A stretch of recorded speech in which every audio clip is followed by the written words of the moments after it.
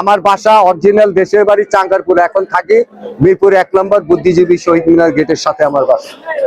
কোনোভাবেই পেলাম না, হলোই না কোনোভাবে হলো। হ্যাঁ, শিক্ষাটা আমার বাবাই দিয়েছে।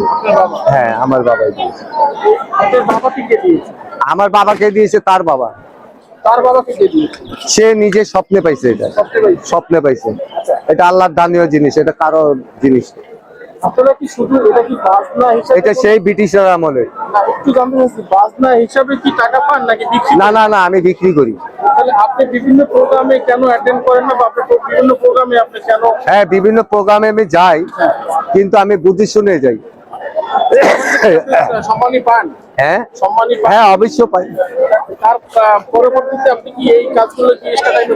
এটা এক্সট্রা করা হয়, এটা এক্সট্রা করা হয় যে আমাদের এটা বংশধারী পেশা, ওই হিসাবে এটা ধরে রেখেছি। হ্যাঁ, রেখে দিতে চাই না, রেখে দিতে চাই না। এই দেশের শিল্পীর মূল্যায়ন নাই, কোনো কদর নাই। এখন আমি আপনাকে শিখেলাম, আপনি আমার কদর কি দিবেন? আপনি তো আপনার বাপের কদরই দেন না, ওস্তাদের কদর দিবেন কি করে? আপনি স্বার্থ হয়ে গেলে আপনি ওস্তাদকে ভুলে যাবেন। এটা হইলো এইটা। না, আমি দেখেছি, আমি এটা দেখেছি বলেই তো আমি বলেছি।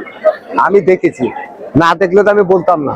আচ্ছা, একটা কষ্টে আপনার যে মনের কষ্ট নিয়ে আমরা একটু বার্তা শুনতে চাই। দর্শক, আমরা ভাইয়ের সালাউদ্দিন ভাইয়ের সেই পূর্ব থেকে আমরা চিনি, অনেক প্রোগ্রাম তার দেখেছি এবং অনেকেই অনেক কথা বলেছে তার বিষয়ে এবং অনেক ইন্টারভিউ তিনি দিয়েছেন। তারপরে আমরা নতুন করে জানলাম, আমরা একটু গান শুনবো আমাদের সাথে।